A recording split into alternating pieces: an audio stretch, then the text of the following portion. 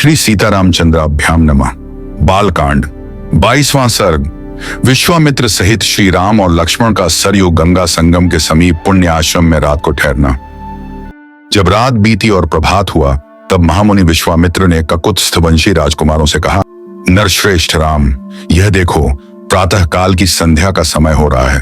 उठो और प्रतिदिन किए जाने वाले देव संबंधी कार्यों को पूर्ण करो। महर्षि का यह परम उदार वचन सुनकर उन दोनों नरश्रेष्ठ वीरों ने नित्य कर्म समाप्त करके महापराक्रमी श्री राम और लक्ष्मण अत्यंत प्रसन्न हो तपोधन विश्वामित्र को प्रणाम करके वहां से आगे जाने को उद्यत हो गए। जाते जाते उन महाबली राजकुमारों ने गंगा और सरयू के शुभ संगम पर पहुंचकर वहां दिव्य त्रिपठगा नदी गंगा जी का दर्शन किया। संगम के पास ही शुद्ध अंतःकरण वाले महर्षियों का एक पवित्र आश्रम था, जहां वे कई हजार वर्षों से तीव्र तपस्या करते थे। उस पवित्र आश्रम को देखकर रघुकुल रत्न श्री राम और लक्ष्मण बड़े प्रसन्न हुए। उन्होंने महात्मा विश्वामित्र से यह बात कही, भगवान, यह किसका पवित्र आश्रम है और इसमें कौन पुरुष निवास करता है, ये हम दोनों सुनना चाहते हैं। इसके लिए हमारे मन में बड़ी उत्कंठा है। उन दोनों का यह वचन सुनकर मुनिश्रेष्ठ विश्वामित्र हंसते हुए बोले, राम, यह आश्रम पहले जिसके अधिकार में रहा है उसका परिचय देता हूँ। सुनो, विद्वान पुरुष जिसे काम कहते हैं, वह कंदर्प पूर्व काल में मूर्तिमान था, शरीर धारण करके विचरता था। उन दिनों भगवान स्थाणु शिव इसी आश्रम में चित्त को एकाग्र करके नियम पूर्वक तपस्या करते थे। एक दिन समाधि से उठकर देवेश्वर शिव मरुद्गणों के साथ कहीं जा रहे थे। उसी समय दुर्बुद्धि काम ने उन पर आक्रमण किया। यह देख महात्मा शिव ने हुंकार करके उसे रोका। भगवान रुद्र ने रोष भरी दृष्टि से अवहेलना पूर्वक उसकी ओर देखा। फिर तो उस दुर्बुद्धि के सारे अंग उसके शरीर से जीर्ण शीर्ण होकर गिर गए। वहां दग्ध हुए महामना कंदर्प का शरीर नष्ट हो गया। देवेश्वर रुद्र ने अपने क्रोध से काम को अंगहीन कर दिया। तभी से वह अनंग नाम से विख्यात हुआ। शोभाशाली कंदर्प ने जहां अपना अंग छोड़ा था, वह प्रदेश अंगदेश के नाम से विख्यात हुआ। यह उन्हीं महादेव जी का पुण्य आश्रम है। ये मुनि लोग पूर्व काल में उन्हीं स्थानों के धर्म परायण शिष्य थे। इनका सारा पाप नष्ट हो गया है। शुभ दर्शन राम, आज की रात में हम लोग यहीं इन पुण्य सलीला सरिताओं के बीच में निवास करें। कल सवेरे इन्हें पार करेंगे। हम सब लोग पवित्र होकर इस पुण्य आश्रम में चलें। यहाँ रहना हमारे लिए बहुत उत्तम होगा। उस आश्रम में निवास करने वाले मुनि उनका आगमन जानकर मन ही मन बड़े प्रसन्न हुए। उन्होंने विश्वामित्र जी को अर्घ्य, पाद्य और अतिथि सत्कार की सामग्री अर्पित करने के बाद श्री राम और लक्ष्मण का भी आतिथ्य किया। फिर उन महर्षियों ने एकाग्रचित्त होकर यथावत संध्या वंदन एवं जप किया। तदनंतर संपूर्ण कामनाओं की पूर्ति करने वाले उस पुण्य आश्रम में उन विश्वामित्र आदि ने बड़े सुख से निवास किया। इस प्रकार श्री वाल्मीकि निर्मित आश रामायण आदि काव्य के बालकांड में 22वां सर्ग पूरा हुआ। बालकांड 23वां सर्ग। श्री राम और लक्ष्मण का गंगा पार होते समय विश्वामित्र जी से जल में उठती हुई तुमुल ध्वनि के विषय में प्रश्न करना, विश्वामित्र जी का उन्हें इसका कारण बताना तथा मल्लद, करूष एवं ताटका वन का परिचय देते हुए इन्हें ताटका वध के लिए आज्ञा प्रदान करना। तदनंतर निर्मल प्रभात काल में नित्य कर्म से निवृत्त हुए विश्वामित्र जी को आगे करके शत्रु दमन वीर श्री राम और लक्ष्मण गंगा नदी के तट पर आए।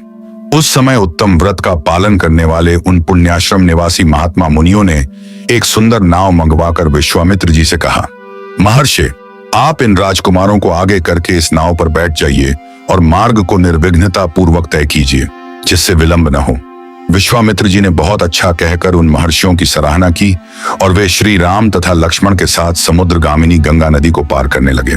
तब श्री राम ने नदी के मध्य भाग में मुनिवर विश्वामित्र से पूछा, जल के परस्पर मिलने से यहाँ ऐसी तुमुल ध्वनि क्यों हो रही है? श्री रामचंद्र जी के वचन में इस रहस्य को जानने की उत्कंठा भरी हुई थी। उसे सुनकर धर्मात्मा विश्वामित्र ने उस महान शब्द तुमुल ध्वनि का सुनिश्चित कारण बताते हुए कहा, नरश्रेष्ठ राम, कैलाश पर्वत पर एक सुंदर सरोवर है। उसे ब्रह्मा जी ने अपने मानसिक संकल्प से प्रकट किया था। मन के द्वारा प्रकट होने से ही वह उत्तम सरोवर मानस कहलाता है। उस सरोवर से एक नदी निकली है जो अयोध्यापुरी से सटकर बहती है। ब्रह्मसर से निकलने के कारण वह पवित्र नदी सरयू के नाम से विख्यात है। उसी का जल गंगा जी में मिल रहा है। दो नदियों के जलों के संघर्ष से ही यह भारी आवाज हो रही है, जिसकी कहीं तुलना नहीं है। राम, तुम अपने मन को संयम में रखकर इस संगम के जल को प्रणाम करो। यह सुनकर उन दोनों अत्यंत धर्मात्मा भाइयों ने उन दोनों नदियों को प्रणाम किया और गंगा के दक्षिण किनारे पर उतरकर वे दोनों जल्दी जल्दी पैर बढ़ाते हुए चलने लगे। उस समय इक्ष्वाकु नंदन राजकुमार श्री राम ने अपने सामने एक भयंकर वन देखा जिसमें मनुष्यों के आने जाने का कोई चिन्ह नहीं था। उसे देखकर उन्होंने मुनिवर विश्वामित्र से पूछा, गुरुदेव, यह वन तो बड़ा ही अद्भुत एवं दुर्गम है। यहाँ चारों ओर झिल्लियों की झनकार सुनाई देती है। भयानक हिंसक जंतु भरे हुए हैं। भयंकर बोली बोलने वाले पक्षी सब ओर फैले हुए हैं। नाना प्रकार के विहंगम भीषण स्वर में चहचहा रहे हैं। सिंह, व्याघ्र, सुअर और हाथी भी इस जंगल की शोभा बढ़ा रहे हैं। धव, अश्वकर्ण, ककुभ, बेल, तिंदुक, पाटल तथा बेर के वृक्षों से भरा हुआ यह भयंकर वन क्या है? इसका क्या नाम है? तब महातेजस्वी महामुनि विश्वामित्र ने उनसे कहा, वत्स, यह भयंकर वन जिसके अधिकार में रहा है उसका परिचय सुनो। पूर्व काल में यहाँ दो समृद्धिशाली जनपद थे, मलद और करुष। ये दोनों देश देवताओं के प्रयत्न से निर्मित हुए थे। राम, पहले की बात है, वृत्रासुर का वध करने के पश्चात देवराज इंद्र मल से लिप्त हो गए। क्षुधा ने भी उन्हें धर दबाया और उनके भीतर ब्रह्म हत्या प्रविष्ट हो गई। तब देवताओं तथा तपोधन ऋषियों ने मलिन इंद्र को यहाँ गंगाजल से भरे हुए कलशों द्वारा नहलाया तथा उनके मल को छुड़ा दिया। इस भूभाग में देवराज इंद्र के शरीर से उत्पन्न हुए मल और कारूष को देखकर देवता लोग बड़े प्रसन्न हुए। इंद्र पूर्ववत निर्मल, निष्क रूप, क्षुधाहीन एवं शुद्ध हो गए। तब उन्होंने प्रसन्न होकर इस देश को यह उत्तम वर प्रदान किया। ये दो जनपद लोक में मलद और करुष नाम से विख्यात होंगे। मेरे अंगजनित मल को धारण करने वाले ये दोनों देश बड़े समृद्धिशाली होंगे। बुद्धिमान इंद्र के द्वारा की गई उस देश की वह पूजा देखकर देवताओं ने पाकशासन को बारंबार साधुवाद दिया। मलद और करुष ये दोनों जनपद दीर्घ काल तक समृद्धिशाली, धन धान्य से संपन्न तथा सुखी रहे हैं। कुछ काल के अनंतर यहाँ इच्छानुसार रूप धारण करने वाली एक यक्षिणी आई जो अपने शरीर में 1000 हाथियों का बल धारण करती है। उसका नाम ताटका है। वह बुद्धिमान सुंद नामक दैत्य की पत्नी है। तुम्हारा कल्याण हो। मारीच नामक राक्षस जो इंद्र के समान पराक्रमी है उस ताटका का ही पुत्र है। उसकी भुजाएं गोल, मस्तक बहुत बड़ा, मुंह फैला हुआ और शरीर विशाल है। वह भयानक आकार वाला राक्षस यहाँ की प्रजा को सदा ही त्रास पहुंचाता रहता है। रघुनंदन, वह दुराचारिणी ताटका भी सदा मलद और करुष इन दोनों जनपदों का विनाश करती रहती है। वह यक्षिणी 1.5 योजन तक के मार्ग को घेर कर इस वन में रहती है। अतः हम लोगों को जिस ओर ताटका वन है उधर ही चलना चाहिए। तुम अपने बाहुबल का सहारा लेकर इस दुराचारिणी को मार डालो। मेरी आज्ञा से इस देश को पुनः निष्कंटक बना दो। यह देश ऐसा रमणीय है तो भी इस समय कोई यहाँ आ नहीं सकता है। राम, उस असह्य एवं भयानक यक्षिणी ने इस देश को उजाड़ कर डाला है। यह वन ऐसा भयंकर क्यों है, यह सारा रहस्य मैंने तुम्हें बता दिया। उस यक्षिणी ने ही इस सारे देश को उजाड़ दिया है और वह आज भी अपने उस क्रूर कर्म से निवृत्त नहीं हुई है। इस प्रकार श्री वाल्मीकि निर्मित आश रामायण आदि काव्य के बालकांड में 23वां सर्ग पूरा हुआ। बालकांड 24वां सर्ग। श्री राम के पूछने पर विश्वामित्र जी का उनसे ताटका की उत्पत्ति, विवाह एवं शाप आदि का प्रसंग सुनाकर उन्हें ताटका वध के लिए प्रेरित करना। अपरिमित प्रभावशाली विश्वामित्र मुनि का यह उत्तम वचन सुनकर पुरुष सिंह श्री राम ने यह शुभ बात कही। मुनि श्रेष्ठ, जब वह यक्षिणी एक अबला सुनी जाती है तब तो उसकी शक्ति थोड़ी ही होनी चाहिए, फिर वह 1000 हाथियों का बल कैसे धारण करती है? अमित तेजस्वी श्री रघुनाथ के कहे हुए इस वचन को सुनकर विश्वामित्र जी अपनी मधुर वाणी द्वारा लक्ष्मण सहित शत्रु दमन श्री राम को हर्ष प्रदान करते हुए बोले, रघुनंदन, जिस कारण से ताटका अधिक बलशालिनी हो गई है वह बताता हूं, सुनो। उसमें वरदान जनित बल का उदय हुआ है, अतः वह अबला होकर भी बल धारण करती है। पूर्व काल की बात है, सुकेतु नाम से प्रसिद्ध एक महान यक्ष थे। वे बड़े पराक्रमी और सदाचारी थे, परंतु उन्हें कोई संतान नहीं थी। इसीलिए उन्होंने बड़ी भारी तपस्या की। यक्षराज सुकेतु की उस तपस्या से ब्रह्मा जी को बड़ी प्रसन्नता हुई। उन्होंने सुकेतु को एक कन्या रत्न प्रदान किया जिसका नाम ताटका था। ब्रह्मा जी ने ही उस कन्या को 1000 हाथियों के समान बल दे दिया, परंतु उन महायशस्वी पितामह ने उस यक्ष को पुत्र नहीं दिया। धीरे धीरे वह यक्ष बालिका बढ़ने लगी और बढ़कर रूप यौवन से सुशोभित होने लगी। उस अवस्था में सुकेतु ने अपनी उस यशस्विनी कन्या को जंभपुत्र सुंद के हाथ में उसकी पत्नी के रूप में दे दिया। कुछ काल के बाद उस यक्षी ताटका ने मारीच नाम से प्रसिद्ध एक दुर्जय पुत्र को जन्म दिया जो अगस्त्य मुनि के शाप से राक्षस हो गया। अगस्त्य ने ही शाप देकर ताटका के पति सुंद को भी मार डाला।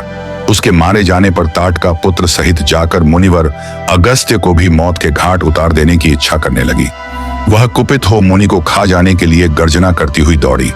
उसे आती देख भगवान अगस्त्य मुनि ने मारीच से कहा, तू देवयोनि रूप का परित्याग करके राक्षस भाव को प्राप्त हो जा। फिर अत्यंत अमर्ष में भरे हुए ऋषि ने ताटका को भी शाप दे दिया, तू विकराल मुख वाली नरभक्षिणी राक्षसी हो जा। तू है तो महायक्षी, परंतु अब शीघ्र ही इस रूप को त्याग कर तेरा भयंकर रूप हो जाए। इस प्रकार शाप मिलने के कारण ताटका का अमर्ष और भी बढ़ गया। वह क्रोध से मूर्छित हो उठी और उन दिनों अगस्त्य जी जहां रहते थे उस सुंदर देश को उजाड़ने लगी।